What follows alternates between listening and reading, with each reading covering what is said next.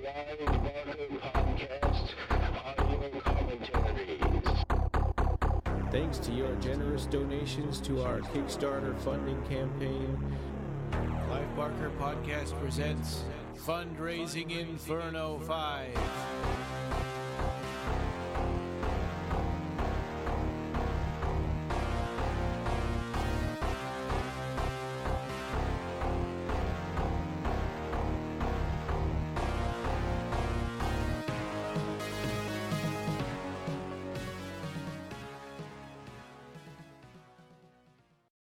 This is the audio commentary for the movie Sleepwalkers, and if anybody's wondering why we're doing this one, Clive Barker does have a brief appearance in it, and he has kind of a working relationship with the director Mick Garris. So that's true. There are some connections. It's not as straightforward as most of the other movies we've done, but. And Clive Barker appears in the movie. He does a cameo. Right. A bunch of people do cameos. Yeah. Yeah. Right. And we have Toby Hooper and Joe Dante, John Landis. Yeah. All those guys make an appearance in this movie. So it's a fun movie from 1992 with a tagline that said, "They feast on your fear and it's dinner time." Which is not true, but okay. You don't get taglines like that anymore. So yeah. They don't really come up with the entertaining taglines. I miss taglines like that. We don't get movies like this anymore. Yeah, no, it's true. Yeah, but, just different stories and things, original kind of ideas. Yeah, something with this large of a budget and something that was actually released theatrically. Yeah, that would never get made now. No, it's too chancy. Yeah. So who wants to count down on this one? I guess I can do that. So, as usual, if this is your first commentary, we just sync up to the countdown, go right to where the movie starts. In this case, it's going to be the Columbia Pictures logo, and then pause it, and then we're going to do the countdown, and you press play and watch the movie with us, and we'll do the running commentary. So here we go. 3, 2, 1, play. Okay. That's looking pretty old and grainy, that Columbia Pictures thing. Yeah. I love it. I've always loved that, though. Yeah. Do they still have it? Do they still use it? I haven't seen it. Yeah, right. It's not going to be super fancy like the Lionsgate. Okay, so this thing, come on. The Chile Coathe Encyclopedia of Arcane Knowledge. Yeah. And that's cool. Was vulnerable to the deadly scratch of a cat. So if humans get scratched by an orangutan, do we die? I think I'm susceptible to the deadly scratch of a chimpanzee. Yeah. They'll take your face off, man. Yeah. Well, we do have cat scratch fever, popularized by Ted Nugent, I guess, but that is a real thing. If you watch Jackson Galaxy or stuff about cats, you'll find out that cat's nails are kind of dirty, and if they scratch you, sometimes they can actually give you a big infection. Yeah. So this is in is this Florida? No, this is California. Oh, okay. Bodega Bay, California. Yeah, I used to go there a lot when I was a kid. Oh, okay. Known for tourism, with a very small population of a little over 1,000 people. Oh, Luke Skywalker. Yes. Yeah. It's the Last Jedi. Yeah. I like how he has his hair all slicked back. Yeah. And a big mustache. The big glasses. Yeah. So the actual filming locations for this included Burbank, Santa Monica, and Van Nuys, California, and of course the Warner Brothers backlot. Yeah, I'm not going to lie. When I was watching this, I didn't even realize that it was supposed to take place in Indiana, because living in California my whole life, just seeing the movie, I just automatically assumed, okay, this is all just California. Right. I didn't even realize it was supposed to be Indiana. There's a blog called Then and Now Filming Locations. It includes a lot of locations that appear in this film, like the movie theater and the high school. The Robertson House was actually located in the Warner Brothers backlot. We'll add a link to the show notes. It's the same one. It's the same neighborhood they used in the Burbs. Oh, his name is Officer Jenkins. What is that a reference to? I don't know. It just said that on his name Okay. tag. Oh, there you go. Yeah. Should have said Officer Porkins or something like that. Yeah. So I just want to mention that card at the beginning. It's oh, here we go. Hang on. Just like Blade Runner and other cheesier movies, I like it when the movie starts with something to read. Yeah. In this case, it was a little fake encyclopedia entry. Yeah. From the dawn of actually- time we came, moving silently down through the centuries. Yeah, at least it's not like other movies where it tells you it's the year 1999, and after the nuclear war, mankind has reverted to a medieval level society with guns. Yeah. Did you Or see I that think even corpse? Terminator had that too. Oh yeah. Did you see that corpse screamed when it came out? Yes. Yeah. Yes, I put that in my notes too. It's like, come on. There was a moment like that with that spring-loaded corpse in Hellraiser, but it didn't scream. It was just like a sting from the soundtrack. That right. Yeah. Stinger. When it drops the worms on top of Ashley Lawrence. Yes, I like this. I one really cool thing about this movie is that I love the soundtrack and these opening titles are cool. Yeah. I missed on a note that I wanted to say that extra, the talking to Mark Hamill, the housewife, it was Rusty Schwimmer. She plays Joey B from Joey B's Diner in Jason Goes to Hell. I love that character. Oh, and she was in also in Candyman. She was the one that was doing the strip down of Helen's there. Yes. Oh, wow. Right. Oh, okay. Right. Yeah, that's true. See pictures of Bast. I saw actual Egyptian statues of the cat goddess when I visited the Louvre in 2012. Yeah, cool. I think that it seems to me that somehow some of this must have changed in the editing, because what I thought probably what they originally had maybe intended was to have their whole story explained when he was reading his short story to the class.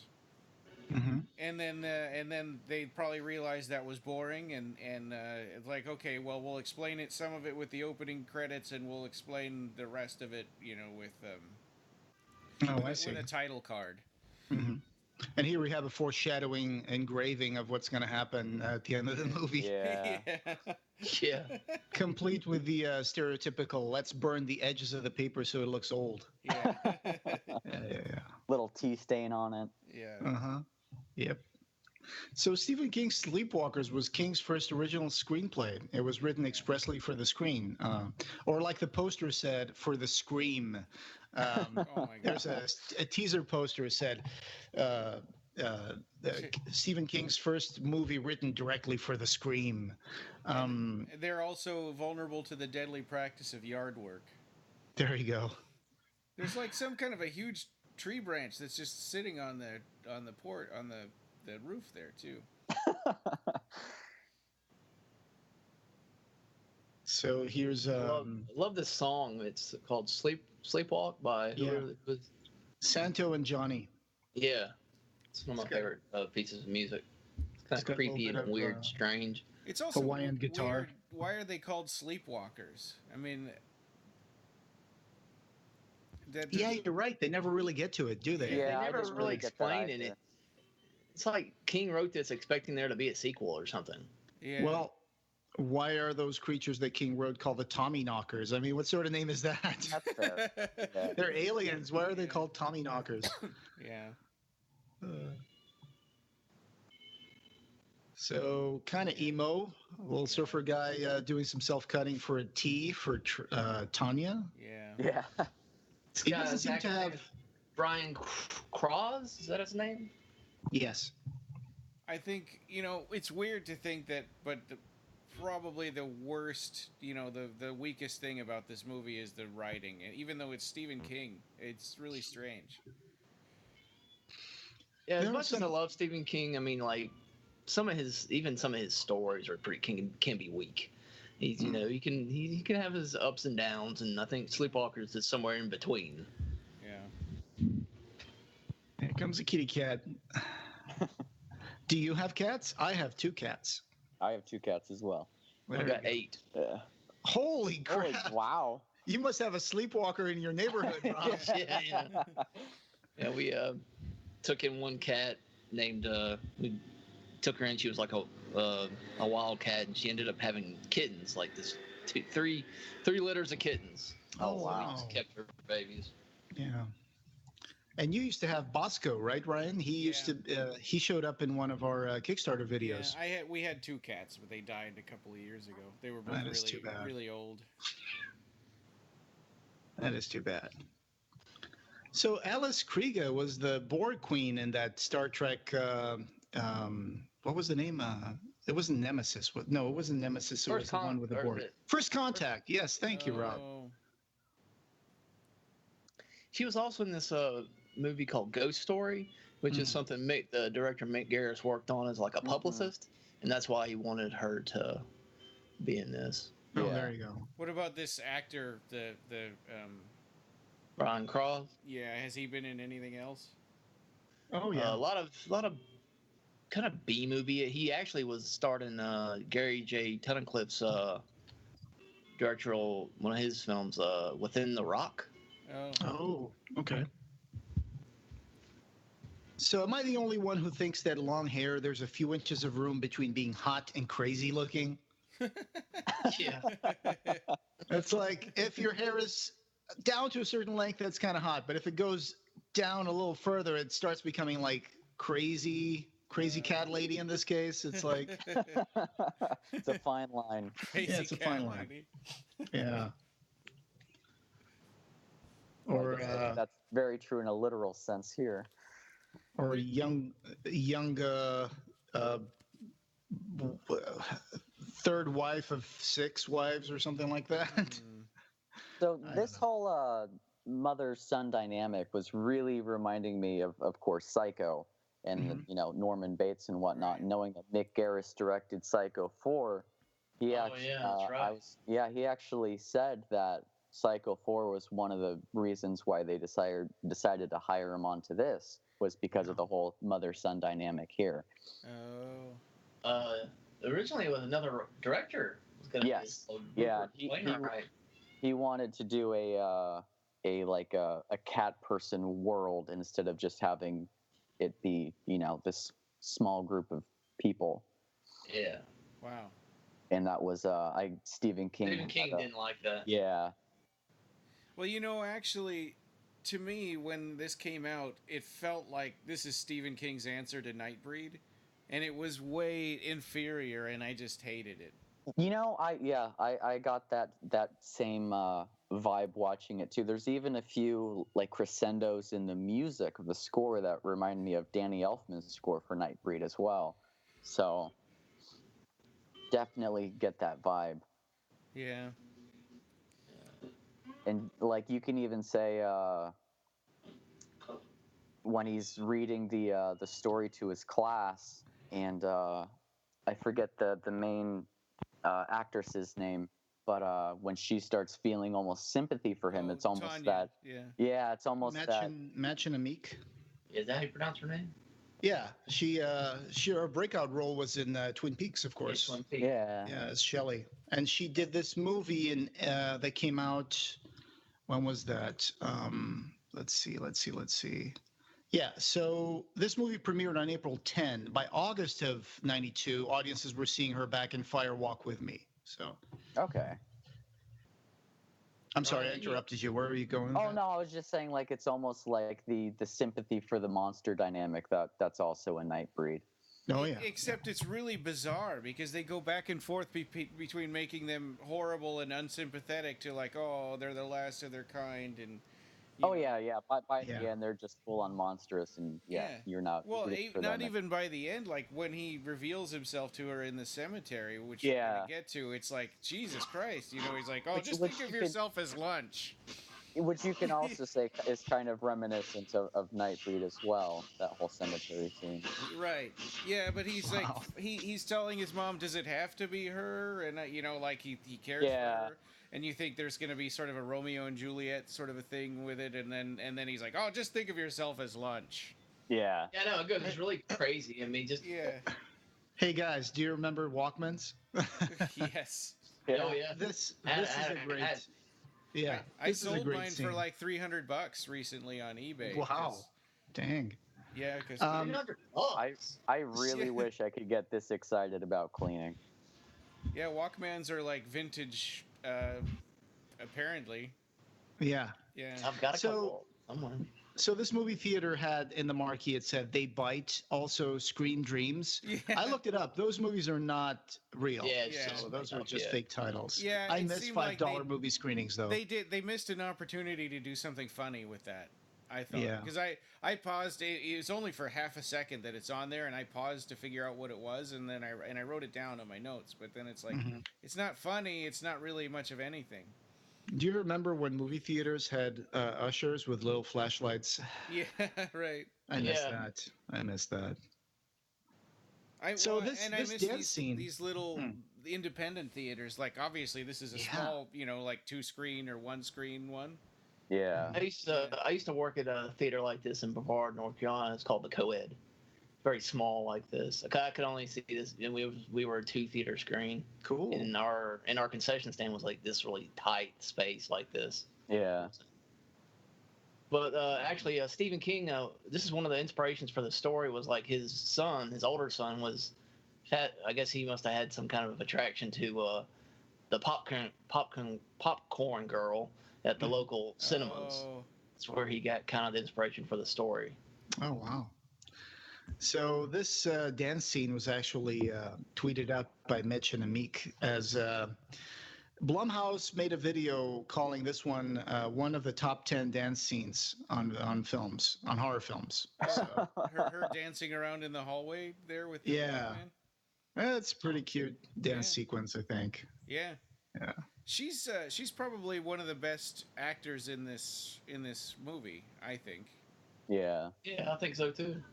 She was 21 years old here, still playing high school girls. I think Do you think she looks teenage?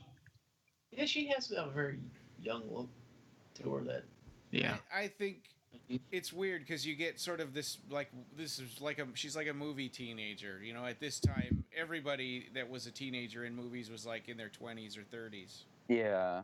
But she exudes that innocence that is necessary for the role. Yeah. And in the IMDb trivia, they said that her parents in this movie were married in real life. Yeah, didn't they meet on a Ferris Bueller's Day Off, I think, or Yeah. something like that? that one too.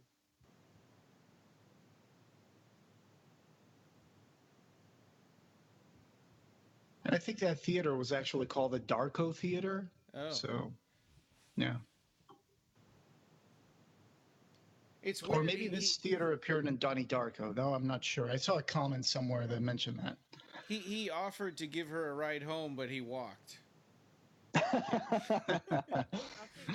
I'm sorry, I figured it out. The theater where Tanya Robertson works at was at 1328 Montana Avenue in Santa Monica, California. It's called Okay. the Aero Theater. You're actually There you right. go. He did walk. Good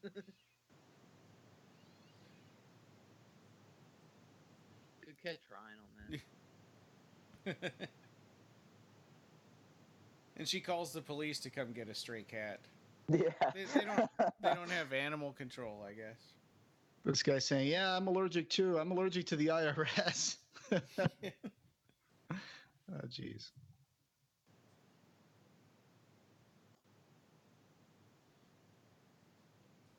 So was that 6 p.m. when she left the theater or 6 a.m.? And what movie theater goes all night like that? Is that an American thing?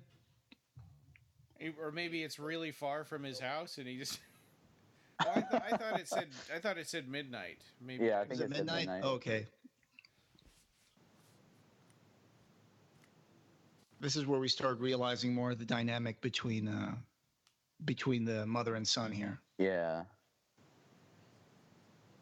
Well, they were already tongue kissing and went upstairs.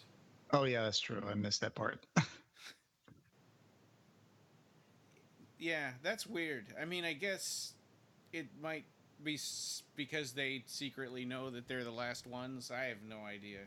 Yeah, I think it's trying to keep the sleepwalker lineage alive, is that they have to become incestuous. And Well, when you think about it, some cats will do that if they don't have they don't really care about family relationships. Yeah, And also yeah. the pharaohs did it, right? The pharaohs, they would marry brother and sister together Yeah.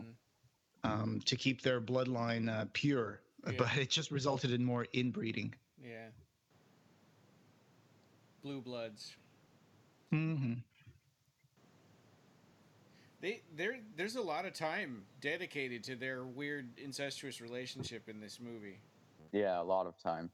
So it's like 75% you're supposed to hate these characters, and 25% you're supposed to feel sorry for them. So here's Charles hiding in plain sight, I guess, Yeah. telling the story of the Sleepwalkers in creative writing class. Rob, you took a class like this, right? Oh yeah. Had a nicer teacher though. Yeah. Well, and this classroom is weird. Right, they're in the school library. Why are they having their class in the library? Oh, is it? Oh, okay.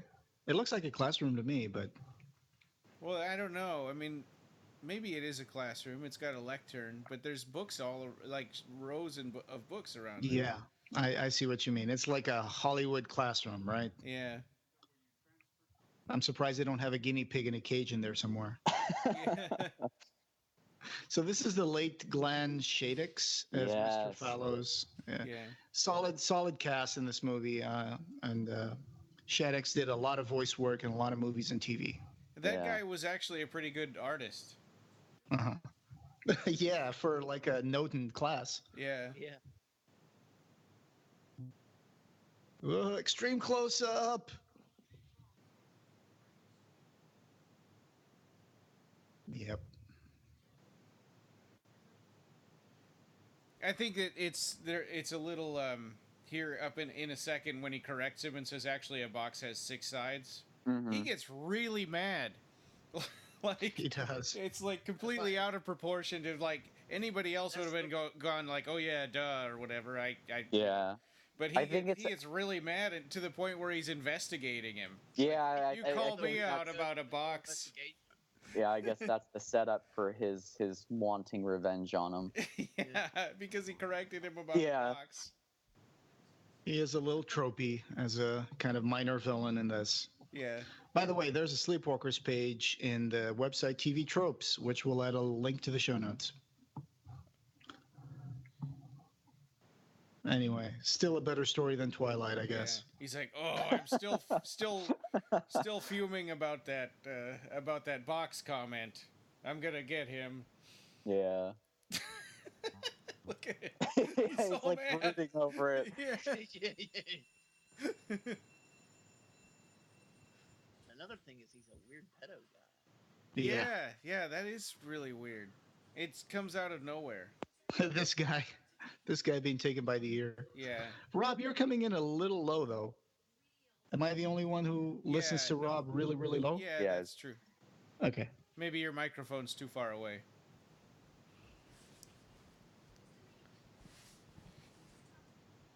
And this movie does not pass the Bechdel test because they're talking about a boy. Oh. Yeah. Everything. Damn, girl. Yeah.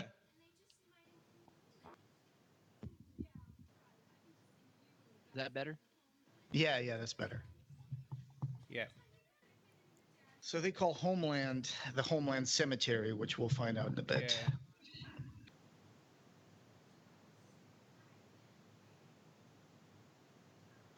Did your school have all those like hand printed signs everywhere saying meeting at lunch?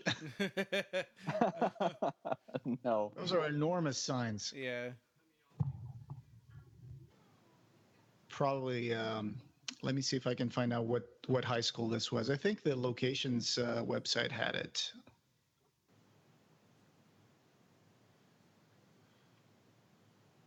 I think this might be Van Nuys. Is that how you pronounce it, Van Nuys? Or Nyes, I think. I don't know. Truthfully, I don't know, and I should know. There you go. This is the Alexander Hamilton High School at 6535 Cedros Avenue in Van Nuys, California. Okay. That's the Van Nuys High School. I think it was called Alexander Hamilton High School in the movie. Hmm. There you go. I really like the soundtrack in this movie as well. Yeah, it's good. Yeah, It's a little retro in a way, but I'll Pretty pick good. it up. Yeah, that makes it fun though, I think. yeah. And here's this cool car. It is a 1978. 1978. Yeah. Yeah, Pontiac Firebird Trans Am. And he gets in it Dukes of Hazzard style. Yeah. So this car was actually the same exact make, model, and year that was featured in last year's It. Yeah. Oh, I see. Did you get that So- information from Bloody Disgusting? Yeah. I I saw got that on this Bloody on the same Disgusting. That's Henry Bauer's car Yeah. that he drives. I didn't know Wasn't- that until I saw that article. Sorry, I dropped my microphone. That Happens. must have been really loud. Wasn't Kit a Pontiac Trans Am? Pontiac Firebird? The Kit from Knight Rider? I thought it was a Ah. Corvette. Or, I don't know. That's a good question. I don't know. Okay. So that's cool. Gravestone rubbings. That's Yeah. pretty cool. So this is the Robertson House, of course, that was in the Warner Brothers lot. There you go. Also used in the television series The Waltons, I think. Yes. Hiding dirty laundry in a bedroom. We've all been there. Yeah, I just like how all of her underwear are just like strewed throughout the bedroom, just in random places. Yeah. Yeah. Yeah, I know. It's like, I mean, I can get messy at times, but I don't think I've ever. I don't leave You my know. boxers out. Yeah, just on like random dressers and just Yeah. Yeah. That's just movie stuff. Yeah. Yeah. Yeah, her wallpaper is so old-timey. I think even for back then. mhm.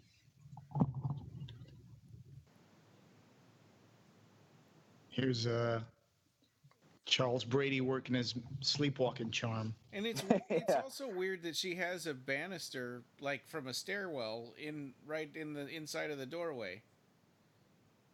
Yeah. Yeah. That's Yeah. supposed to be inside her bedroom, and that's weird. Is that like part of her bed or something? That could be I it. don't know. But it's strange. Yeah, good point.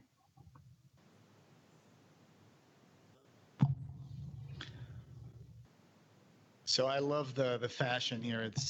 Am I crazy, or like the 90s were kind of obsessed with the 50s, especially in American movies a little bit? There was this kind of aesthetic that was kind of drinking from the 50s a lot. Right. And- Yeah, like Yeah. it's a shortcut to say like, oh, they're a clean-cut family if everything's like Norman Rockwell-esque. Right. Yeah. Right. And even musical references and stuff like that. Yeah.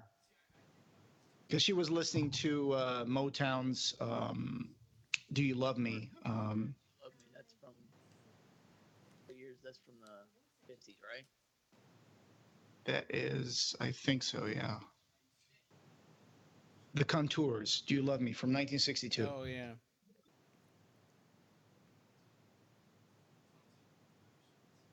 This is totally a test. She's like testing him, like, "Oh, Yeah. are you just BSing me, or do you really do it? Let me ask Yeah. you a few questions." Right, because he wasn't supposed to say that they were going to Homeland, and he didn't know. Right, right. Yeah. Here's the usual. What is your parent do? He's dead. Yeah. That'll shut her up. Yeah. Yeah. Yeah. She's got her mother's looks. Her mother's dead. Mhm. Yeah. Oh yeah, that's a good one. Yeah.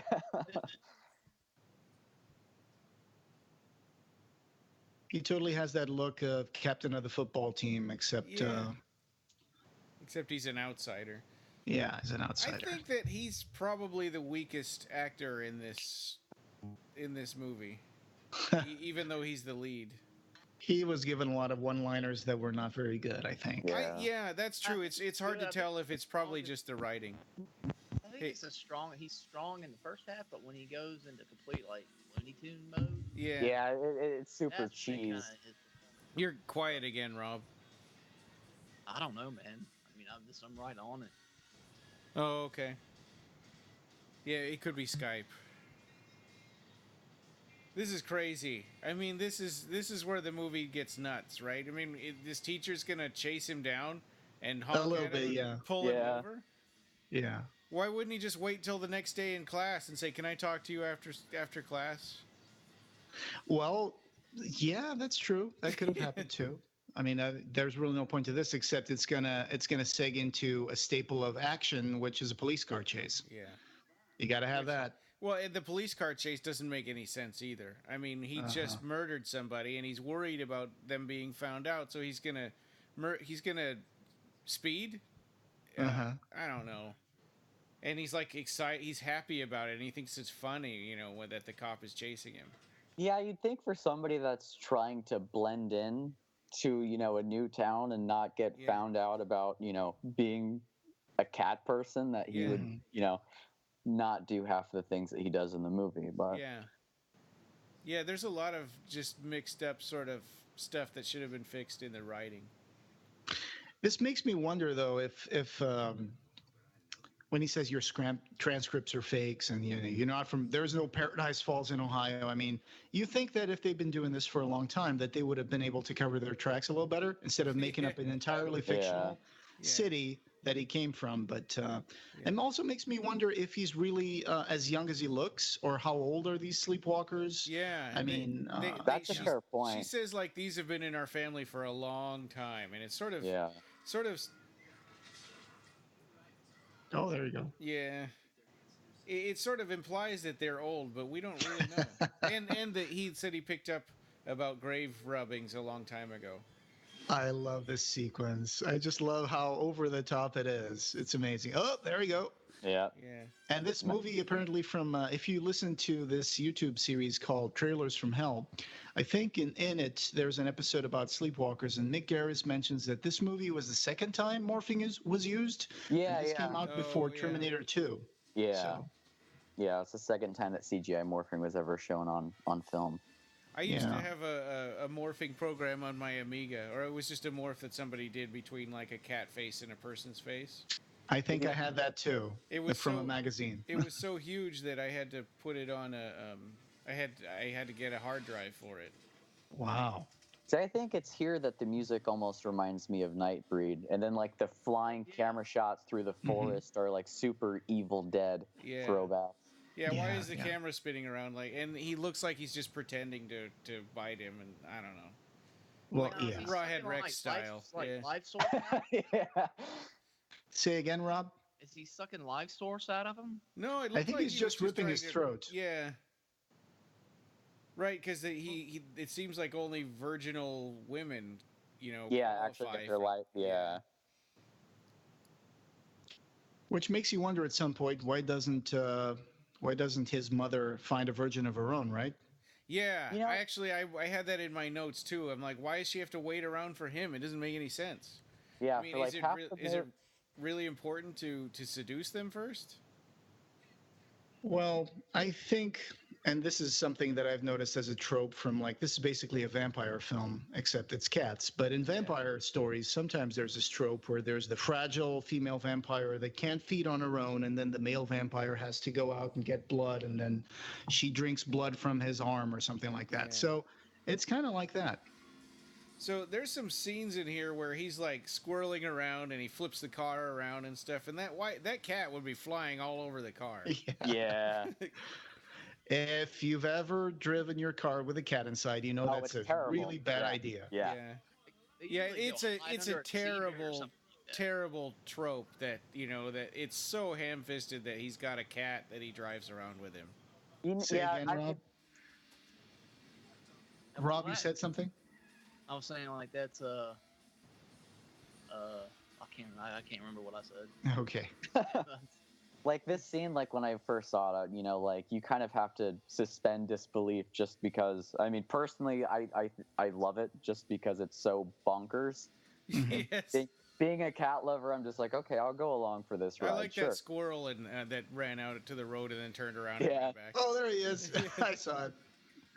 Well, I guess, cops usually have canine units, right? Yeah. Yeah. But in this case, because the cats are a big part of the story, of course, he's got to have a cat, which is a little contrived. Yes. But, I could deal with it, I guess. Just like the shot of like the cat sitting in the passenger seat, and then the camera panning past the shotgun to the cop wearing like the yellow like sunglasses and whatnot. I don't know. I just love it. I think it's hilarious. I like Yeah. that now that it's in high definition, we can read his tag. It says Clovis the Attack Cat. That's awesome. That's cool. So apparently, they originally were using 8 cats to play Clovis. Wow. Like each cat had its own individual, unique thing that it could perform. Oh, But, wow. but at the end of the day, I guess only one cat was the best, so only one cat actually makes it into the film. Clovis joins the big pantheon of famous cats from movies and TV, like Lucky from Alf and Stimpy from Ren and Stimpy. Am I the only one disturbed by the fact that on radio they say bye instead of over every time they finish like a message? I didn't notice that. That is kind of nuts, though. Why would they do Get me that? some backup. Bye. Okay, bye. Yeah. Yeah, that's weird. Yes. Right, and he's using the car that he keeps in the driveway. And so they're going to have to, disguise it from now on because he's being a jerk. Yeah. Again, he's not blending in well at all. Okay, so what happened right here? Because his wrist gets slashed by the cat somehow, right? But the cat doesn't jump out of the car. His wrist didn't get slashed. His wrist got hurt when the teacher slammed the door into his hand. Yeah. But okay. Well, she's stitching it up and stuff. I always laugh at that shot. It's so weird. Yeah. Yeah. Different. It's like, what the fuck? Yeah. I like Clovis. Yeah. Yeah. That's my favorite. No, that's the hero of the movie. He is. If He you think killed. about it. He Yeah. orchestrates the death of both of these characters. So this is a cool scene, but this is one of those things where these creatures have powers that happen when they need them, when basically they Yes. need them, and they can do pretty much whatever's necessary for the story. Like Mr. So here is Spock like- or Superman. Yeah. So here Yeah. he's going to turn the car invisible, and then he's going to turn it into a 1965 Ford Mustang, Yeah. I love which to is have well that done. I power. mean, great optical effect here. Yeah. Sorry, go ahead, Rob. I was just saying, I'd love to have that power to turn my car into a Mustang or just Yeah. make a car. It's like Predator technology. Yeah. And the cop here is an actor called Dan Martin. He's now an actor and producer, and he's been on a Fresh Off the Boat TV show. Oh. So he's still very active. Okay.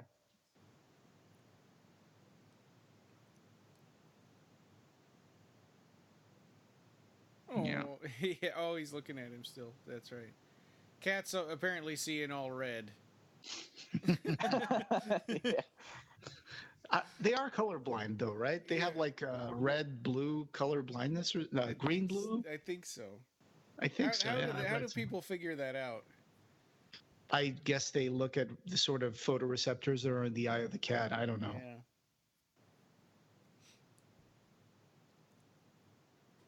So I didn't get this part in that he's yelling at the cat, but so does the dimming effect that they can create also mask their voice? Right.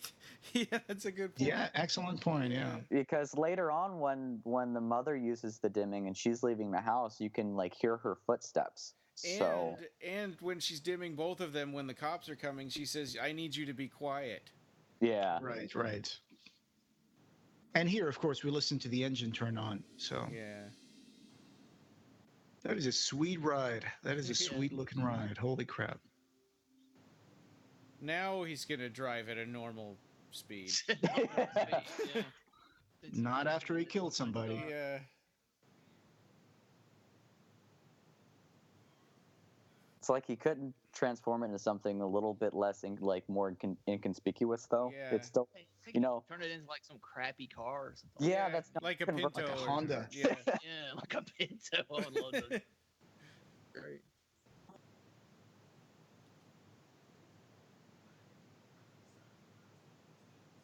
Yeah, it's also this is also kind of a trope that he describes some supernatural thing and nobody believes him. I Yeah. think in real life he would just not have said anything. Yeah, right. I mean, you just chalk it up to maybe I was seeing things or something. Or he'd just say I didn't get a good look at him. Shut your pie hole. Yeah. Shut your pop. I think this actor was born in Alabama. Looking at his IMDb page. Yeah, and I think the female deputy is Cynthia Garris, Mick Garris's wife. Oh wow! believe. Yes, right. I was Yes, looking for right. her too, and I was wondering if that might be her. There's a scene later where he tells her to answer the phone. Yeah. He actually plays in the suit later on when the mother turns into the sleepwalker form. Mm-hmm.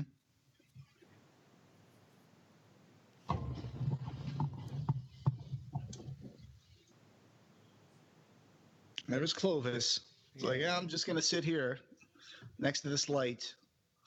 Yeah. This Yeah, I love how you'd never see it until like the end of the scenes of just like the cat's just chilling in certain spots. Yeah. As we Yeah, record that this, I is have the her. cat on my desk. That is so definitely her. That's Cynthia Garris. So, there's this weird thing, kind of like if you saw the Buffy the Vampire Slayer movie, where it's kind of like that, where if they get hurt, they sort of shrug it off, like who cares? It's not a big deal. They can get shot, But it is sort of a big deal, right? I mean, his hand has to get sewn back up when it got slammed in the car, and right. Yeah, I was thinking that during the whole cemetery scene. I mean, he gets his eye gouged out with a corkscrew and opener, and the whole. And he's like, And "Oh, he look did- what you did to my shirt," which is Yeah, what he- Pee Wee he Herman did- said in Buffy the Vampire Slayer. Yeah, and it's like he doesn't seem to care, but it's like, is that gonna heal or Yeah. Yeah, I wish that scene was played a little. Well, we'll talk about that when Yeah. we see it. But I wish it was played a little more seriously Yeah. because it would have made the scene more intimidating, more powerful, and it would affect me more than just trying to diffuse it with jokes. Yeah. Yeah. Ouch. Yeah. She's like, "Oh no, this is a bad thing," and it's like, but nobody cared at the time. So makeup for this movie was made by very talented people. Some of them were related to Nightbreed. In this case, Tony Gardner, I think he was. He worked for Nightbreed, Oh, and here wow. he designed and sculpted some of the makeup. I think. for Image Animation. No. I don't think he was always a part of Image Animation. Well, I mean, So it says here. right? Yeah, he worked with the team. So makeup department here was David P. Barton, special makeup and animatronic effects. John Blake was a makeup artist. Tony Gardner was the creature effects supervisor and special makeup designer. And then you had more people here, like, let's see, prosthetic designer and sculptor was Mike Smithson. And there's a few other people here in line. So Yeah.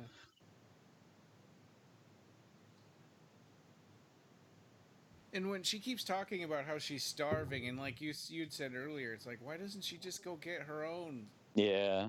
right. It doesn't really explain if it had to be a. Oh. I'm sorry, Rob. What? That's not how the process works. Yeah, that's Why- not how. but when he's dying, then she does go after Tanya herself. Yeah, for half the to him, though. movie. Yeah, but for half the movie, I didn't think she could leave the house for some reason. I Yeah, thought right. because you never Yeah, see her leave until Yeah. the end. Yeah. Well, she's very female. She's very femme. So she wears all that lingerie and stuff. So I guess she is not that keen on seducing young women. So I'm going to go with that, So she just seduces her son every day instead. Yeah. Right. which is still kind of weird. But yeah. Yeah. Hey, guys, stop planting catnip in your backyard and your cats will go away. I know. Right. Yeah, watching this movie as a cat lover is both like just like an awesome dream and a nightmare because I Yeah. love seeing all the cats do these cute heroic things, but at the same time they're also getting murdered Yeah. viciously. horrible. So And I know how Right. bad that yard would smell after a while. that's true. Because I've actually lived close to a house that had a yard like that, and it smelled like cat piss all the time. Mm, Yeah. That unknown ammonia smell. Yeah. Yeah. What do they have? Some kind of bed? They have some kind of light under it? That's It's like supposed to it's be that, magic. yeah. And the apparently magic. the mirror takes their clothes away. There's a scene later on where they're wearing clothes, but in the mirror they don't. Oh That- yeah. That's Yeah. another thing I was wondering is if that's how they appear in the mirror, why would they hang mirrors in their house? Why not just Yeah. stick them Yeah, on? yeah, you would think they would not have any Yeah. because Like you don't go, Marcus, you're always asking the right questions. but like you don't go to like Dracula's castle and there's just mirrors everywhere. Like that's a good point. Which is a little tropey because it's not the first time that we see something like that where the mirror kind of reveals the true form of the monster. So we've seen Yeah. that in other And things. she invites her in. It's not like they're like, oh crap, we got mirrors. Maybe we better not let her in here. I read something on IMDb that one of like the mistakes in the film was when she's looking at him through her camera lens, that Mhm. because in a camera it bounces off a mirror and then goes to your eye, Yeah. that she would have seen his true form through the actual camera. But I was right, wondering right. that too. Actually, at the time, I was thinking, wouldn't she through the camera? Wouldn't she look this? yeah, That's an excellent point. Yeah. And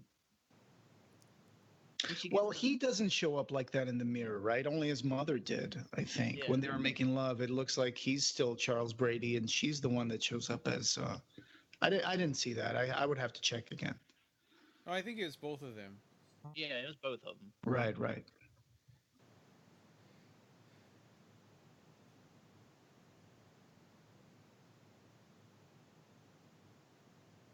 That line has a completely different meaning in this context. What line was that? I love you, Mom. Oh yeah. yeah. So did you guys think watching this like that she's inviting her in just so she can murder her early instead of waiting around for the date to happen? Yeah, I didn't get why she just doesn't do it then, but I guess that Yeah. doesn't serve the purpose of the She's movie. messing with Charles. Yeah, maybe. Because then later on, she's like, okay, you guys go have fun or whatever. And it's like, well, wait, I thought you invited her in purposely because you were tired of him playing around with her and you just wanted to kill her now. Well, I got two ideas about this scene, why she invites her in. The first one is that she's the mom, so she wants to know if the girl is a nice girl. Yeah. That's what she always asks. I guess so she could sniff her virginity and make sure. Yeah. And the other one is that she offers her a flower. And if you remember in the first sequence, when Mark Hamill is checking the house and he opens up and the corpse comes out, it was a corpse of Flower, a yeah. young girl that has a rose on her hair. Yeah. So maybe it's kind wow. of like a ritual thing they do. Okay. Nice catch. Yeah, I mean it's I noticed that too about the rose, but it's like it only happens one other time, so they don't really do it enough to establish a pattern like a serial killer kind of a thing. Yeah, but in a movie, if someone does it twice, then that's it. That's the Right. pattern right there. Right, but I mean just for the purpose of people catching on, it's like it's pretty short. Right, you know. right.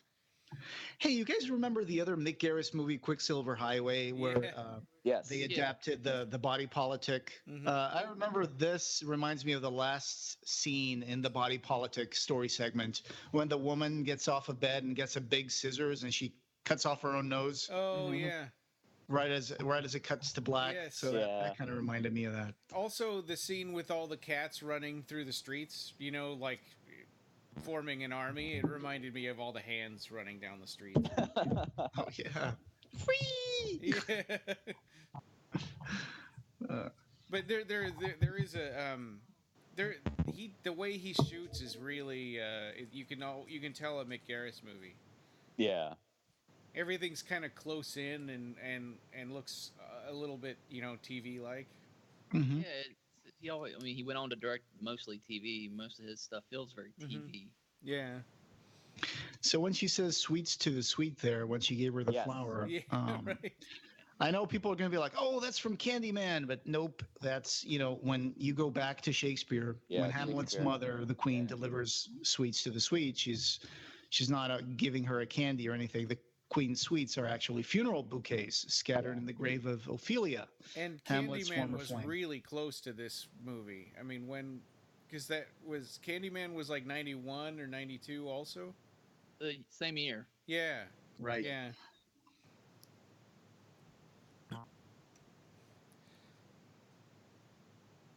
And speaking of Candyman, I mean, Mick Garris went on to direct from a Clive Barker script, Valerie on the Stairs with Tony Todd. Yeah. And he Masters of Horror was his. No, it wasn't. He had something to do with Heichel's Tale too, didn't he? Yeah, He wrote the script. he wrote and I don't. Yeah, he didn't direct it though. Yeah, I think he just Mick adapted. Garris is the one that did the whole Masters. Yeah, that was Yeah. his series. They just did a rubbing joke, and it was hilarious. Yeah. Her mom's gonna want to know that there was some rubbing done here, and she's like, "Me too, Charles. Yeah. I'm a genie in a bottle. Gotta rub me the right way." Oh god. So there's gonna be a grave that he's gonna be rubbing, and it has a name on it. Says Jenny Hicks. That was an assistant to Mick Garris in the movie. Oh, okay. Yeah, the That's cool. assistant director. Yeah.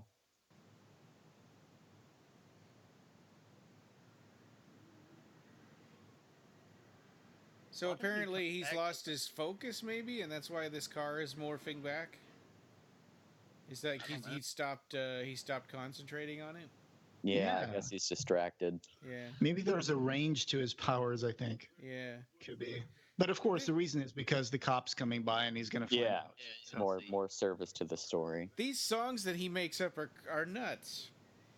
Yeah, they're great. They're awesome. He's a one bald man, and he's off to the rodeo. Yeah, like what? That's pure Stephen King though. Yeah. Stephen King, Yeah. like that kind of stuff.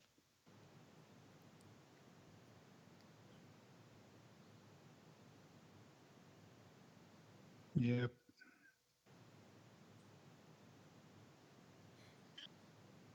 There's Jenny Hicks. God, he looks so preppy. Holy Yeah. crap. Yeah, he really does. Well, Totally preppy. Pastels and Yeah. sweaters and shirts and And his, that was his, never like, my style at all. his feathered Yeah, hair not and me either. yeah. Yeah. White socks and white sneakers. Yeah. Even then, I was dressing like in black and stuff. I'm it's not gonna never- lie. If somebody knocked my Capitalize. camera down like that, I would not be romantic about it. Yeah. Yeah, I get it. Back then, I was wearing trench coats and heavy metal shirts, and I had long hair. Yeah, I've seen. I that. had Hair an too. Australian duster. Oh, nice. What is that? It's like a trench coat that's split down the back. Kinda Oh, like it- okay. Yeah. That was that was until like Columbine, and I stopped wearing that after that. Yeah. Oh, yeah, I could see that. Yeah. That was not a good thing. That Columbine was to trench coats what Hitler Yeah. was to that mustache. Right? Yeah. Yeah. It was. I mean, kids were getting suspended and expelled just on suspicion after that, Yeah. based on how they looked, and if they if somebody would grumble like "I'll kill you," it was like, "Oh right, that's it. You're suspended or expelled." Well, even like music took a hit too. Especially metal. Yeah. Yeah, I mean, Marilyn like Manson. Rammstein. I mean, that's my favorite band, and after Columbine, they took a Oh, hit yeah. for it. Right, they right, did. right. Yeah, and video games, and Yeah. that's coming up again too. Oh, yeah. Deflecting Yeah. into video games. And action movies and whatnot. Yeah. Yep. Yeah, it's got to. It's like if these people knew they were agreeing with Tipper Gore, they probably wouldn't say that stuff. Right. She was the one who made it so that CDs now have the explicit lyrics Yeah, label, yeah. right? Yeah. Yeah. So this scene goes from like not 0 to 100, but like 50 to 100 pretty quickly. Yeah. I think it elevates the cheese factor. Yeah, like just Yeah. significantly. Definitely does. Well, and if he's supposed to be feeding his mother, does he like eat all of her essence or whatever, and then he gives it to her like a bird? Mm. Yeah, just regurgitates it back to her. I guess. Probably, yeah. So it's funny because this whole thing about cats taking babies' breaths, that comes. I looked it up. In 1791, a jury at a coroner's inquest in England rendered a verdict to the effect that a Plymouth child had met his death by a cat sucking out its breath. Oh, wow. It was over 200 years ago, January 25th, 1791, to be exact. Wow. It was a dark and stormy. Than that. I guess not. Yeah, it was a dark and stormy night, and found recorded in the annual register was this entry. A child of 18 months old was found dead near Plymouth, and it appeared on the coroner's inquest that the child died in consequence of a cat sucking its breath, thereby occasioning a strangulation. So, of course, this is not true. It was a coroner with a big imagination, and now we know that there's stuff like SIDS, which is sudden infant death syndrome, stuff like that. But cats just like to go near babies because they're warm, you know. But King used this in another one, like that Tales from the Dark Side segment that King wrote. You know, the one where the So and Cat's Eye, he also gets a cat in there. And Dr. Sleep too. I believe that isn't there a cat in a hospice that? Oh, that's the sequel to The Shining, right? Yeah. I haven't read it. Yeah, neither have I. But I've heard they're making a movie now of Dr. Sleep. So The Shining is going to have a sequel. Yeah. We'll see who makes it. Oh, right in the eye. He made this scene so over the top is to take the edge off the kind of the assault aspect of the rape. This is kind of a rape kind of like scene. Yeah. It is a rape scene, yeah. That's true. I think maybe that's why it's so over the top and cheesy. And she's got his eyeball right there on the thing. Yeah. It's right there at the end of that corpse. But he has to get sewn up when he gets cut. So I mean, isn't that bad? I mean, he's lost his eye. Yeah, you'd think he'd care far more than he does. And here's another really super crazy song that he just made up. Come on, you fucking turkey. Get off the stage, you fucking jerky. No, you piss me off. So don't get me wrong. I love this movie. I really do. The tone in that scene, that I think it just should have been a little more threatening than cracking jokes. Yeah, you know? I think that the sheriff and the cat sheriff deputy just make the movie. Yeah. Which is why the scene coming up really, really hurts, in my opinion. Yeah. This gets murdered really brutally. It really bugged me because I love his character. And he spends so much time with his back to where they know that the bad guy is coming from. It's a very effective jump scare, though, in my opinion. And this scene years later would influence Christopher Nolan in The Dark Knight. Hey, you want to see a magic trick? Oh yeah. Oh yeah. Yeah. Oh man. Cock cabal. Yeah. That's terrible. I'm gonna blame that one on King because holy crap, dude. The cop kebab is just not a good line. It's like, well, what would Arnold Schwarzenegger say right now? And after that, he's still alive. He's got a pencil like right in his cerebellum. Yeah. I didn't mind that because I didn't want him to die yet. Yeah. I was like, that's fine.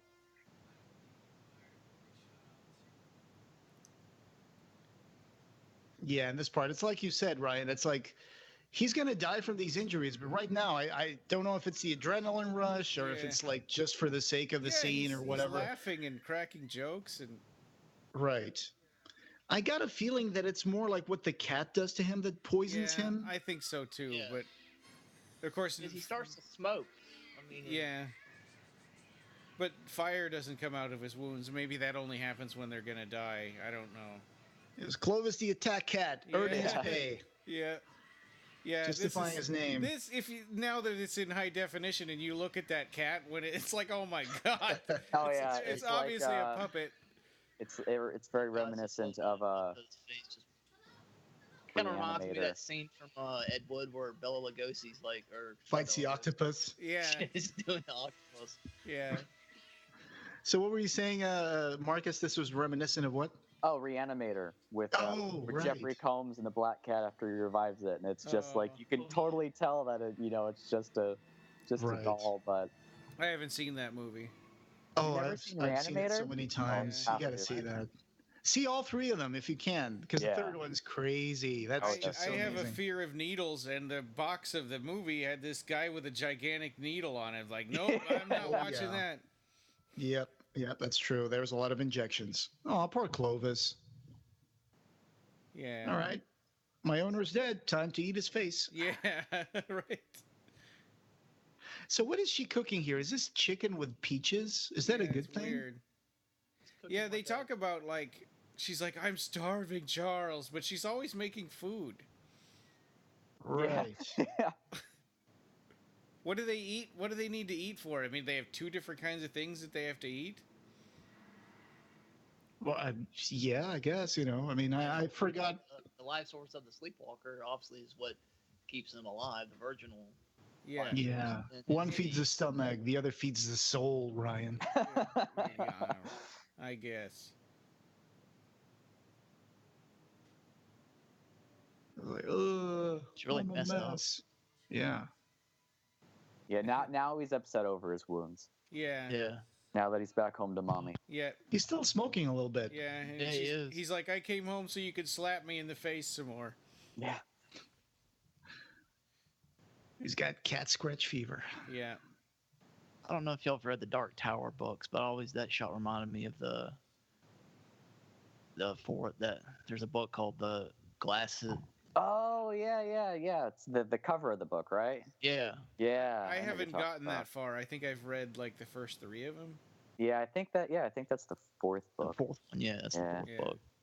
I'm a noob when it comes to Stephen King. I haven't read a book by him at all. I just seen all the movies that he's Oh, yeah. been involved with. Yeah. For me, his books are either really good or they're really bad. Mm. Just hits or misses for me personally. His older stuff is probably the best, and then when he got in the '90s, it was really kind of like getting really bad. But now he's kind of coming back up again. I think it's funny that there's a library of sounds that gets used in movies, especially in the 90s, and one of them is like cat noises. They're Yeah. always the same. Like they're always the same Yeah. cat meow. Yeah. Yeah. Always the same like kind of noise with like the guns or the door opening and stuff It's like like that. the same scream from what is that? Yeah. That scream you always hear Wilhelm in movies. Scream. You Yeah. always hear that. There's the Howie scream and there's the Wilhelm scream. Right. There's a bunch Yeah. of those. Yeah.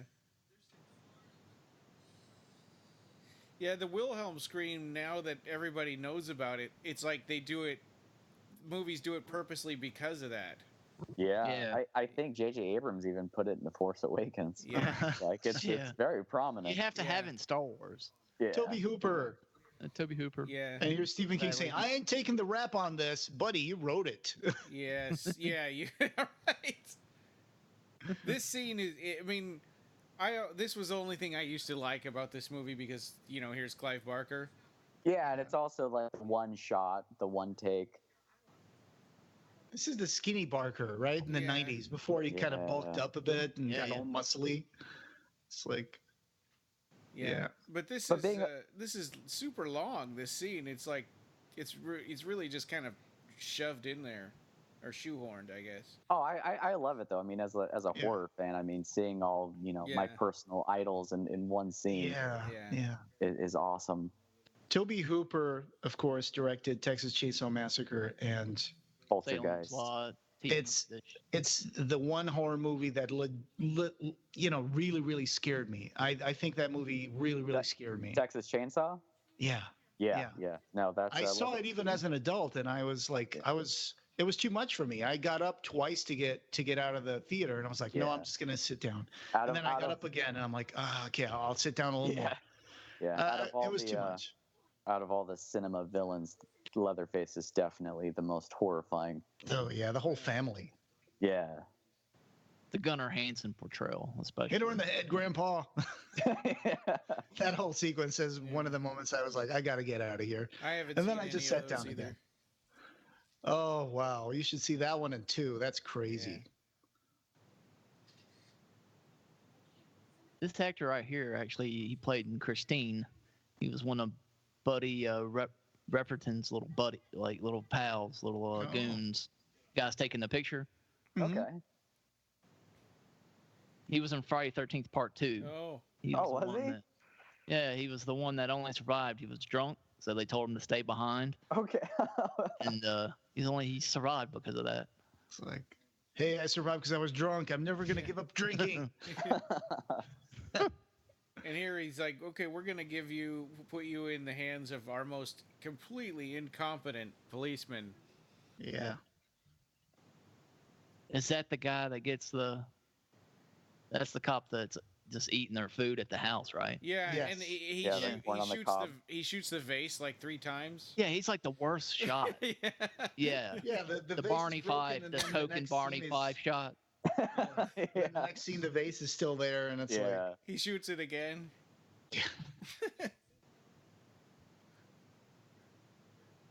well, at least we know Clovis got adopted, so he's not gonna be Yeah. like sent to a shelter. Clovis is about to get revenge. Yeah. This is a weird bit of expositionary dialogue Yeah. that we don't really need because we know what happened. We saw it. So Yeah.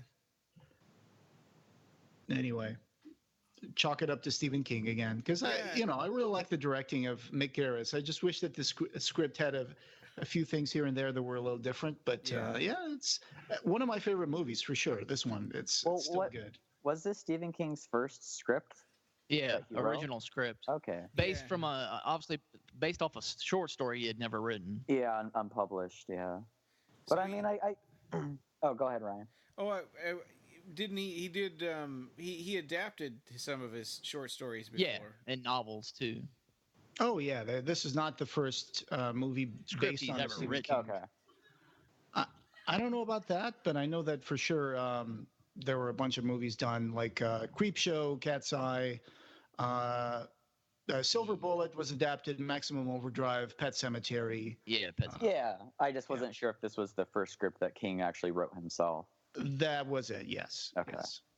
Jeez, So that she- Maximum Overdrive. Holy crap! What a terrible movie. Yeah, he admits that he was so coked out of his mind he doesn't remember making. I think I'm Facebook friends with the guy that owns the truck from Oh, Maximum man. Overdrive. Yeah. Wow, with that goblin face on it. Yes. Yeah. Yes. I think he takes it in shows and stuff. That's cool. That's another thing that happens in movies is like when someone says, "Here, have some water, make you feel better." It never makes them feel better. No. They always gag on the water, Yeah. right? It's like, "Oh, okay, I'll have some water." Always, every time. Yeah. If it's alcohol or bourbon, they're fine. It's also really weird in this scene, or like, here that she won't admit to herself that he's dying, and she says he's not dead, he's sleeping, but she animates his corpse and makes him it's terrible. dance. Yeah, that was like really like Weekend at Bernie's type. Yeah. Like, yeah, it was Yeah, weird. the way is, yeah, that's true. Or that scene in the Dream Warriors when Freddy's like making the guy walk. Oh, with yeah. his tendons. I love that That's scene. That's one of the hardest scenes for me to watch. Is just the way the tendons are, Oh. Yeah. Yeah. pop out, how he's moving with them. This movie has really good special effects for the time. I Yeah. like the optical effects that they do. Yeah. They're not dated either. Yeah. Really Yeah, I mean, it's still mostly practical stuff. There's only just a tiny bit of CGI. Yeah. Ron Perlman, Yeah. Yeah. Yeah. Looking really young. ass cop. Yeah. Yep. Officer Hardass. Am I the only one who thinks that was way too easy, the way that middle-aged sheriff just knocks down the front door by himself? Right. I would expect Ron Perlman to do that, but Yeah. damn, they were putting out bear traps for those cats. Yeah. And it's weird. Why does Ron? I mean, this is a cop we haven't even seen before, and now all of a sudden he acts like he's Taking in up charge all of the- everybody. Yeah, I know. If you're not following Ron Perlman on Twitter, I really recommend you follow Yes, him. He's yes. at Pearl Mutations. Okay. I love this guy on Twitter. He's amazing. Yeah. When I'm feeling down, I just go to his feed and it makes me feel better. And at this point, I think people only knew him from Beauty and the Beast, right? The TV show. Yes. Which I really love that show. It's Yeah, I one of do my too. favorite shows. I still have it on DVD. Some people think, it's kind of like a little, dated. It's like, I still like it. It was like Nightbreed before Nightbreed, okay? It was like the Morlocks living under I New York watched City. it. I only watched it on TV when it aired. I haven't seen it again since then. Yeah. That's like the way he's walking around holding that gun. Just Yeah. kind of just reminds me of like just stupid cops. Just the way they hold their guns and I wonder, those old I wonder if films. he's supposed to be like a county sheriff or something. Like he's a different department than this other District. Yeah. He's just so dismissive in this sequence. He's it's a little tropey, but yeah. He's Officer Hard-ass. Yeah. Like, there's a guy that was killed. Obviously, there's a Yeah, killer I mean, on the so you loose. want to Yeah, see it's him like- die. I mean, when he gets, Yeah. he gets it bad too. Yeah. Is this guy eating like fried chicken or Corn. something? Corn? Yeah. Yeah, it's corn on the cob. And he's not using a fork he's eating other stuff and he's not using his fork. He just uses his hands. I wonder funny, if I her never accidentally almost dropping that corn was a goof. And Yeah, I they was just- wondering that Could've been a too. goof. They just kept Yeah. it in because it's kind of real. I mean, they're distracted Yeah. because their daughter, got attacked. And Yeah. Makes it feel far more natural. yeah, And the mom really shows this kind of grief that she kind of mirrors the grief that her daughter's having after being assaulted. yeah, Yeah. That's an enormous bathroom, by the way. Yes. I wish I had a tub like that. yeah. I know, right? Well, it's That a lot has of to be a wasted set. space, really. I mean, that tub could be a lot bigger with all that space. That's true. Yeah. And here comes Freddy's glove right out of the Yeah. Yeah, Yeah, that's obviously this has got to be a nod to Nightmare on Elm Street. phone.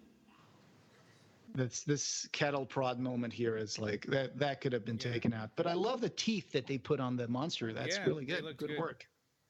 and she's got a little porcelain cat on the mirror there. I didn't notice that before. Oh, good catch. You might not have seen it, but your brain did. Yeah.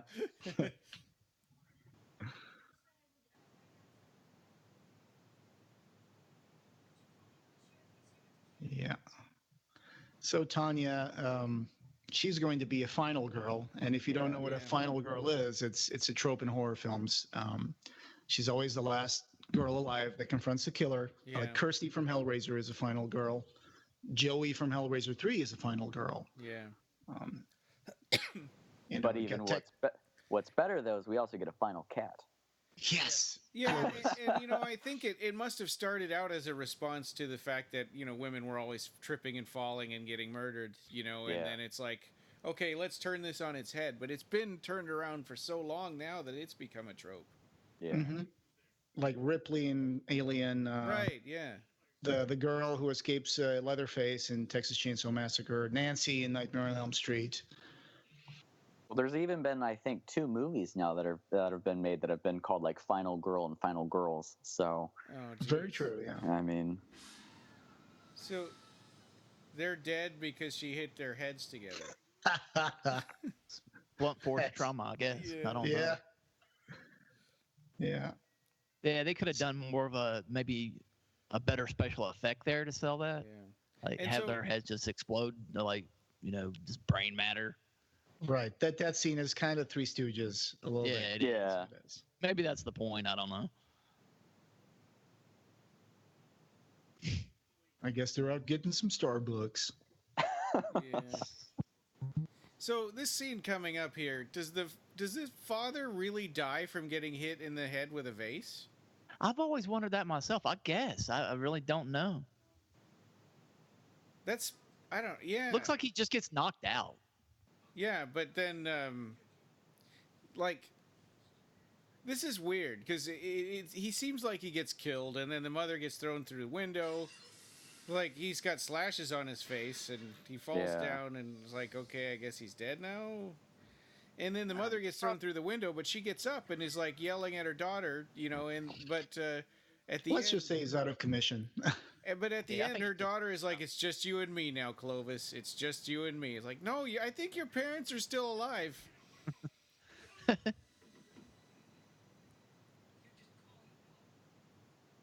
So do you think she has super strength? Yeah. And she has to. Yeah. Right. Yeah.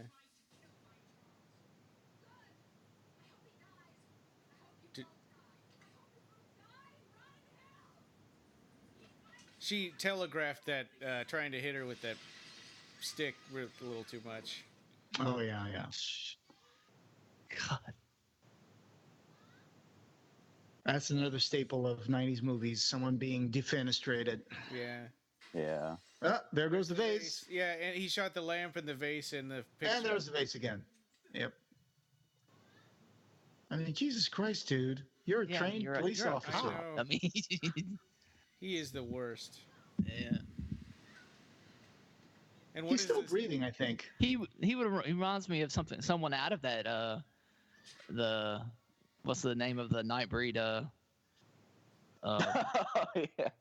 what's the group of rednecks from that movie Oh, called? the Oh Sons yeah, of the Free. Patine, Yeah. Sons of the Free. Yeah. Patine, or whatever his name was.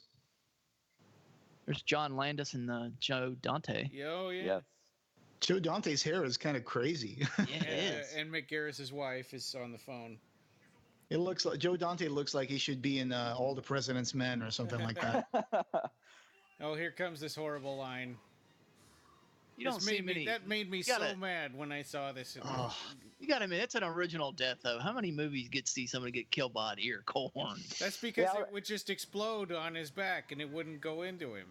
I was wondering And- if that's like in any reference to Children of the Corn or anything. Oh. Maybe. oh. Maybe I'm trying to like stretch things, but I don't know. And don't forget, it's probably a boiled ear of corn, which would be even softer. Yeah, because they've Right. been eating it already. Also, it didn't hit any vital points, really. I mean, Yeah. Yeah, this reminded me of the hands running down the street. yeah. I mean, Like- it reminds me of that video from that Japanese cat island that has like hundreds of cats. Everything's shot so close up. You know, it makes it feel like it's all like a backlot. Some cute little Yeah, kittens. yeah, I'm sure that is the Warner Brothers backlot. After this scene, to get all the cats back, all they had to do was shake a treat bag. Yeah, I wonder. They must have like 2 or 3 cat wranglers in this. Yeah. I know this is a bit off topic, but supposedly Disneyland actually owns just a whole bunch of cats and lets them loose to get rid of the rat problem. Oh wow. Oh. And so that's what that reminds me of, is like, oh, is that what Disneyland looks like at night? Just cats just going crazy. And Yeah. Oh my God, dude. I think the film originally was rated NC-17. Oh. Uh-huh. It was submitted to the ratings board, and I think this scene especially suffered cuts. Oh. Yeah, I It's wonder. just ridiculous. Do you think that they had Ron Perlman as a guest star because he played sort of a cat man, you know, on TV? Oh, So he was. I don't know. Yeah. Maybe. Yeah. could have He looked- been. Yeah, it could have been. Good connection there. so the line "Call Castle Rock" too. Yes, the, right. I saw. Yeah, so that's Stephen another. King's, yeah. Hometown, right? This Well, no, okay. it's- Why is it she can explode these cars? You know, with Kaboom. one shot with you know. Okay, yeah, Well- Castle Rock is an invented town in Maine. That- Right. Yeah. Yeah. Down at Castle Rock. So that's King's hometown, right? Castle Rock, Maine. No, it's invented. Castle Rock is just an invented town where all Oh, the okay, stories take gotcha. place. It's Yeah. where it's Oh, where all right, the right. terrible stuff happens all the time. Yeah. Oh, like that King is Innsmouth. from Bangor, Maine. Oh, okay, gotcha. So it's an invented place like H.P. Lovecraft and Yeah, made up exactly. Innsmouth. Yeah. Or you could even say Midian, right? Because Midian's not- Right. Oh yeah. Mm-hmm. Or I yeah, think Sheerneck is made up too. Yeah. it's too good a name to be real. Yeah. But yeah, right. but Dwyer is real. Yeah, that is real. At one point, my dad worked near Peace River, so Cool. yeah. Oh my goodness, look at all those cats. Whenever you use the word cat wrangler, I just imagine a guy with a tiny whip and like a big circle Yeah. hula hoop, making cats jump through hoops and stuff. A little tiny right. lasso. Yeah.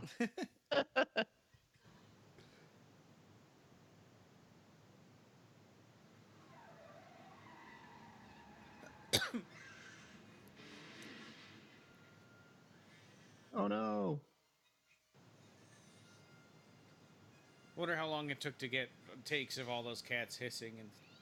Yeah. Usually to get other, usually cats don't like to be around each other, and that's how usually they get those kind of shots. Oh, Yeah. that's probably what it is. Oh no.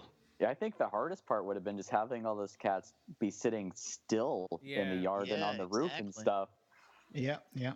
Because cats Just- don't really like each other. Just give them all a big can of cat food, and after they're done, they'll just be there. Yeah.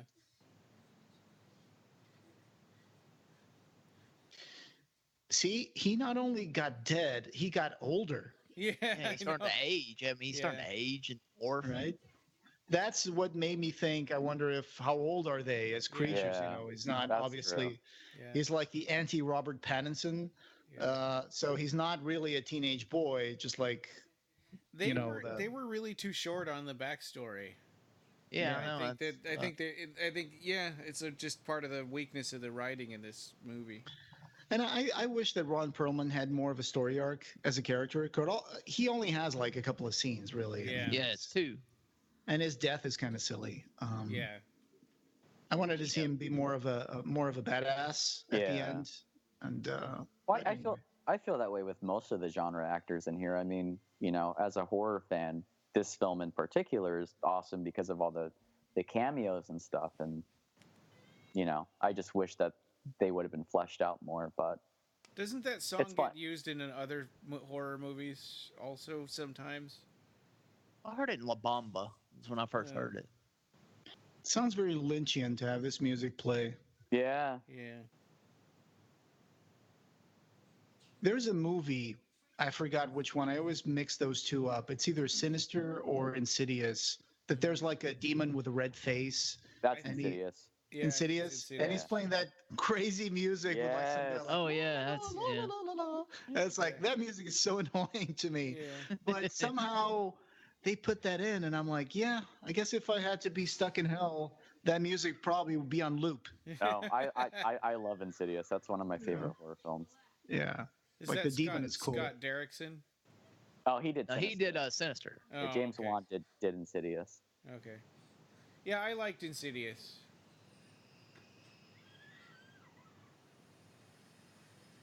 This is the crazy scene where she's Yeah. like animating the body of him. Right, and she was just saying he's not dead, he's just sleeping. It's like, well, Yeah. I think by animating his corpse, I think you're acknowledging that he's dead. Well, I think she's just in denial. I don't know. Yeah. Again, it's like Weekend at Bernie's. It's Yeah, just yeah, yeah. weird. Yeah.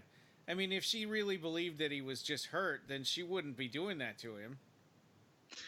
Speaking of Weekend at Bernie's, isn't there a Weekend at Bernie's too? Yes. Yeah. Two of them. Yeah. My favorite scene in the first one is like, "Hey, Mister, can I bury you?"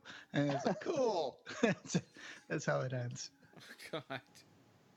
Yeah, I never saw either of those movies, just the premise alone, but I always wondered, how could they do a sequel? It's like, wouldn't he really stink in the second Yeah, be a Did rotting you see corpse. Clovis, the attack cat, just broke a window Yeah. on his one? own? Yeah, Badass cat. he is. He's the real star of this movie. Yeah, he is. No, I don't know if he's dead. I mean, Well, doesn't when she poked- he was dead, and now he's not, I guess? It's... Maybe he was unconscious. I Yeah. don't know. But if Because he she's, dies when she starts.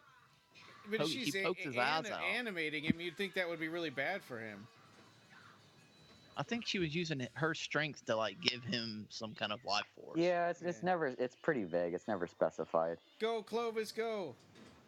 And luckily, Clovis never gets his back broken like all these other cats. I know. Yeah, and Tanya took out one of his eyes to Charles, but now she just took the other eye. Yeah.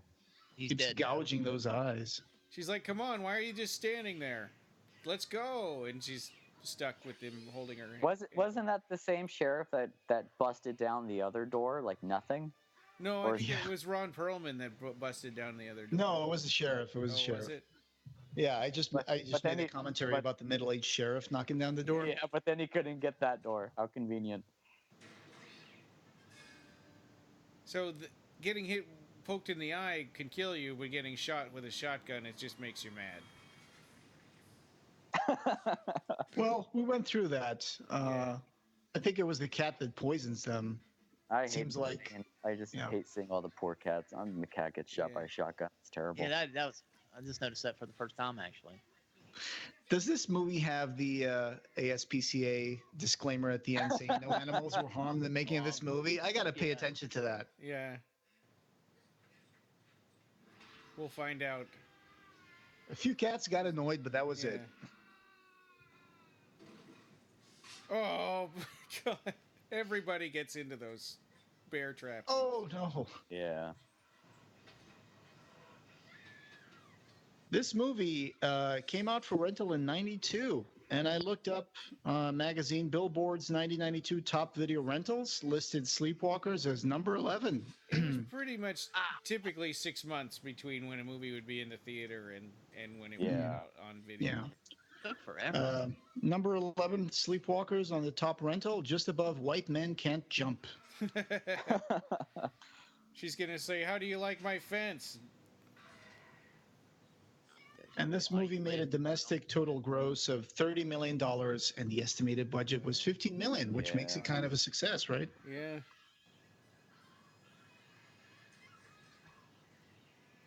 His death scene is probably the best and the dumbest in the whole movie. Yeah. Just I wanted a one-liner involving Pickett somehow. Like, "Hey, do you like my fence? I hope you helped me pick it." Yeah. Oh. Just because it's like a dummy and it looks, so terrible. But it is nice, though, to see cats be the hero. I mean, there's so many movies featuring dogs saving, the day with, like, Lassie and stuff. There's never cats, so... Yeah, right, because they're harder to train. Yeah. Stephen King seems to like to do that with cats because he did the same thing with Cat's Eye and made the cat the hero in that. And there's a burn, which is another staple of 90s movies. Yeah. Somebody running Horror around movies. waving their arms on fire. Could have been Jason, could have been someone else, could have been the guy with the flamethrower Nightbreed. There's always a burn. It's creepy. Yeah, like she's going to say, "Okay, I take it back. I'm sorry I killed your son." It's way past that point. You make a good point that he was your only son. I'm sorry. It's not over. Yeah.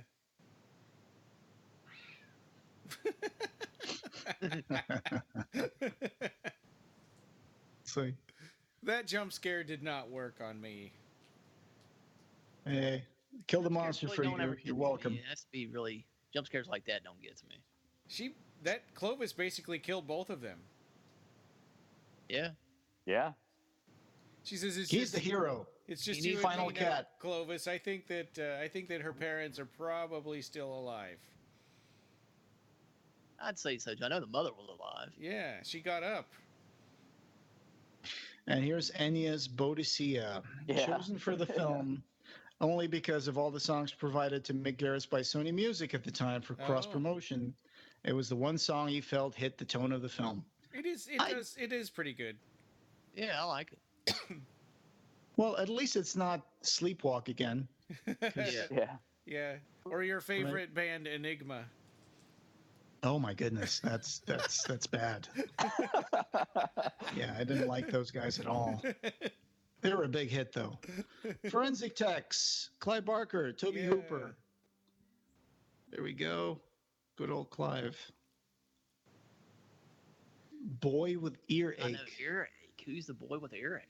I don't remember that at all. Maybe it's a deleted scene. What is earache? I think it's the kid that the teacher is grabbing by the ear. Oh, okay. That makes sense. Yeah, and teachers don't really hit people with rulers, not in public school. Yeah. Yeah, not anymore. Yeah. I remember getting paddled. Yeah, me too. Though. I remember getting hit in the hand with a ruler in school in the 80s. But it wasn't that bad. I mean, it wasn't like it was hitting in the knuckles. It was just the open palm.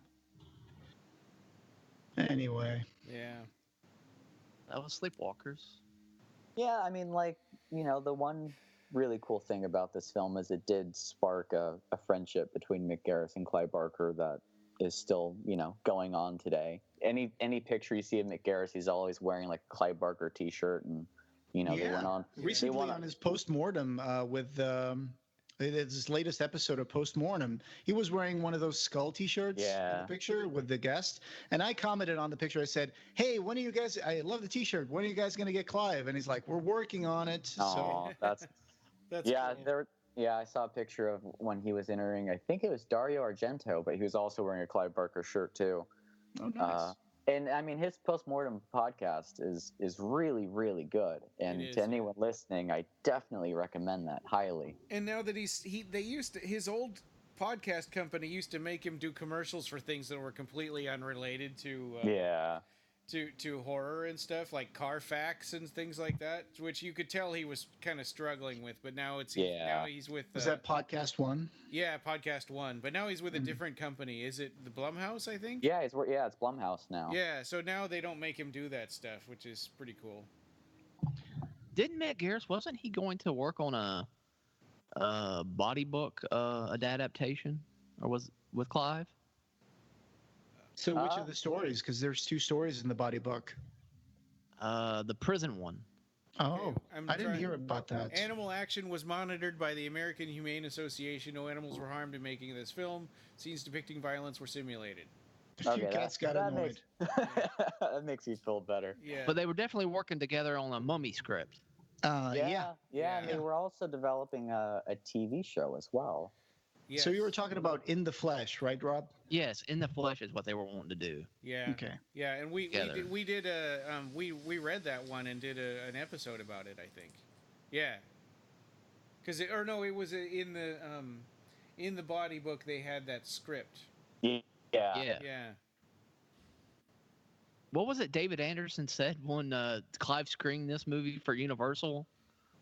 Oh, that he. You had it in your notes. Yeah. None of his scripts with Mick Garris went any further. I blame Stephen King. Oh, he said, yeah. I don't know. I mean, the writing on this is not great. I like the movie. I do too. It's just it's part of this whole bunch of movies from the 90s, like horror movies that hold a very special place in my heart. People Under the Stairs is one of those kind of movies that. Yeah, but again, the fact that not only was it made, but the fact that it was made on such a huge budget is just a miracle. Right, Yeah. $15 million. What was the budget on this? $15 million. Wow. Which, I mean, like, now if you look at, like, Insidious, for example, that was made for $1 million. So, and then you go to Saw, and Saw was just, like 300,000 or something. So, considering, like, how much money they put in this movie, it's remarkable. Insidious was only made for $1 million? Yeah, I believe it was shot on $1 million, and then it was screened, and I think Jason Blum gave them additional money to go back and refilm the ending to give it a little bit more of a punch. Yeah. Okay. Huh. Well, that's interesting. But So just Rupert I was just going to say that in the trailers from Hell that Mick Garris talks about this movie, he mentions that there was first they hired him to adapt this, and then they hired someone else, and that's the person who you said, Marcus, he wanted to do like a Planet of the Sleepwalkers kind of thing. Yeah. That was Rupert Wainwright. Did Stigmata. Oh, did he? Okay. And he directed the Fog remake, which is one of the worst remakes ever. Let's not talk about that. Yeah, I'm sorry I brought it up. Did you guys see a TV series of The Fog? It was on like Amazon Prime, and I watched a few episodes of it, and it's like, this is terrible. No, I did not see know that. they made a TV series of The Fog. Yeah, and it was like didn't seem related to the Stephen King story at all. But this fog rolls into town, and everybody's like holed up in the shopping mall, and the fog was like nature attacking people, kind of like in the plague. Okay. I did not see that. Yeah, it's bad.